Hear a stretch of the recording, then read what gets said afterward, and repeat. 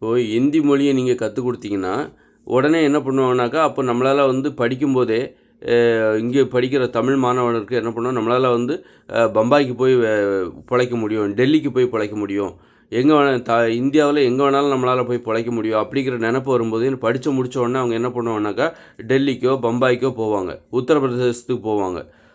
அங்கே போய் தனது திறமையை வெளிப்படுத்துவார்கள் படித்து முடித்த உடனே.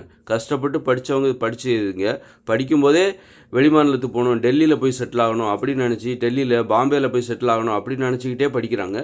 படிச்சுட்டு அங்கே போய் தங்களுடைய திறமையை வெளிப்படுத்துகிறாங்க. இந்த தமிழ்நாட்டில் படிச்சுட்டு அங்கே போய் திறமையை வெளிப்படுத்தி அந்த மாநிலத்தை முன்னேற்றுவாங்க. அதுக்கு தான் அவங்க இந்தியை கற்றுக்கோங்கன்னு எதுக்கு சொல்கிறாங்க? ஹிந்தி படித்தா இந்த தமிழ்நாட்டில் இந்தி படித்தவர்கள், கேரளாவில், கர்நாடகாவில், ஆந்திராவில் இந்தி படித்தவர்கள் அத்தனை பேரும் இந்தி பேசுகிற மாநிலத்திற்காக உழைப்பார்கள், இந்தி பேசுகிற மாநிலம் முன்னேறும் அப்படிங்கிற நோக்கத்தோடு தான் இந்தி படிங்க அப்படின்றாங்க.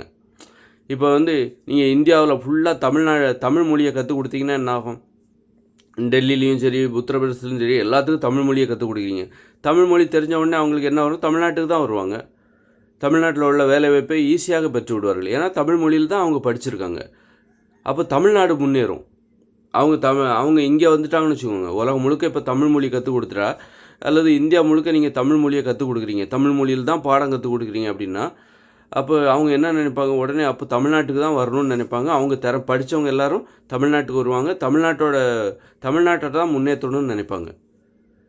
ஏன்னா அவங்களுக்கு தமிழ் மொழியில் தான் பாடம் கொடுக்கப்பட்டிருக்கிறது அப்படின்னு வச்சுக்கோங்க. அப்போ தமிழ்நாட்டுக்கு தான் வருவாங்க. ஏன்னா நீங்கள் வந்து அவங்க மாநிலத்தில் இருக்க மாட்டாங்க. ஏன்னா அவங்க மாநில தாய்மொழியில் நீங்கள் பாடம் கற்றுக் கொடுக்கல. அவங்களுக்கு நீங்கள் தமிழ் மொழியில் பாடம் கற்றுக் கொடுத்தீங்க. அப்படி இருக்கும்போது அந்த மொழி பேசுகிற மாநிலத்துக்கு தான் வருவாங்க. அதுபோல் தான் நீங்கள் வந்து ஹிந்தி கற்றுக் கொடுத்தா என்ன ஆகும் அப்படின்னா, ஹிந்தி கற்றுக் கொடுக்குறீங்க, தமிழ் மொழியை கற்றுக் கொடுக்கல. அப்போ என்ன பண்ணுவான்? அவன் இந்த தமிழ்நாட்டுக்காக உழைக்க மாட்டான்.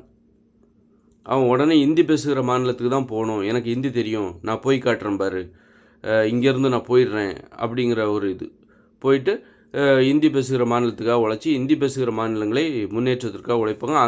அந்த மாநிலம் முன்னேறும். அப்போ தமிழ்நாடு எப்படி முன்னேறும்?